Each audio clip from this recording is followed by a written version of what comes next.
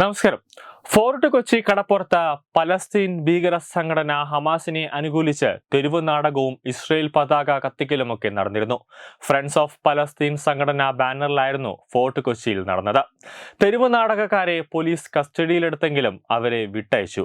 മറ്റൊരു രാജ്യത്തിന്റെ, പ്രത്യേകിച്ച് ഭാരതത്തിന്റെ മിത്രമായ ഇസ്രയേലിന്റെ പതാക കത്തിച്ച സാഹചര്യത്തിൽ നയതന്ത്ര ബന്ധം കണക്കാക്കി അവരെ വിടാൻ പാടില്ലായിരുന്നു. എന്നാൽ പോലീസിന്റെ ഭാഗത്തു നിന്നും ഗുരുതരമായ ഒരു വീഴ്ച തന്നെയാണ് ഉണ്ടായത്. ഇരു രാജ്യങ്ങളുടെയും നയതന്ത്ര ബന്ധങ്ങളിൽ വിള്ളൽ വീഴുന്ന കാര്യമാണ് ഇപ്പോൾ ഉണ്ടായത്. നിലവിൽ കേന്ദ്ര ഏജൻസികൾ അന്വേഷണം ആരംഭിച്ചിട്ടുണ്ട്. അവരെ സഹായിച്ചവരെ കുറിച്ച് പോലീസ് അന്വേഷിക്കുന്നു.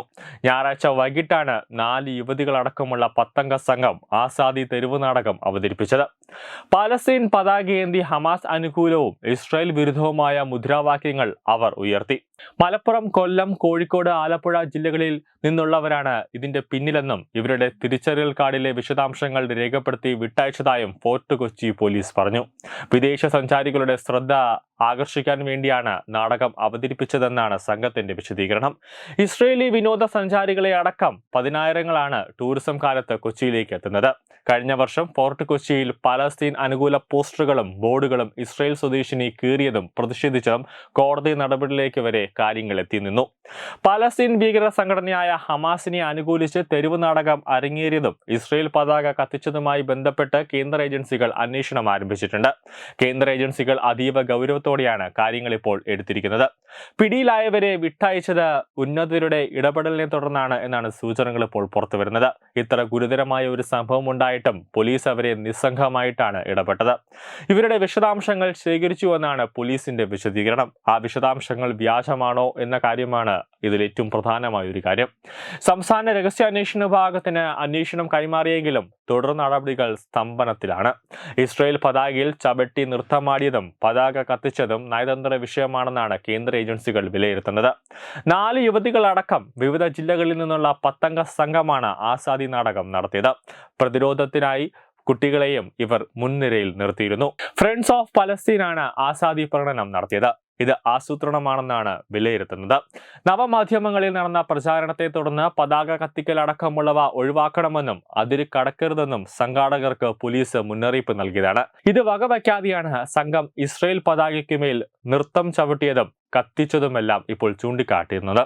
എന്നിട്ടും പോലീസ് കേസെടുക്കാത്തത് വ്യാപക പ്രതിഷേധത്തിന് ഇടയാക്കിയിട്ടുണ്ട്. സംസ്ഥാന ഇന്റലിജൻസ്, സ്പെഷ്യൽ ബ്രാഞ്ച് അടക്കം ആരും തന്നെ ഈ വിഷയം വലിയ ഗൗരവത്തിൽ എടുത്തിട്ടില്ല എന്നതാണ് വസ്തുത. News desk Tatwamayi news.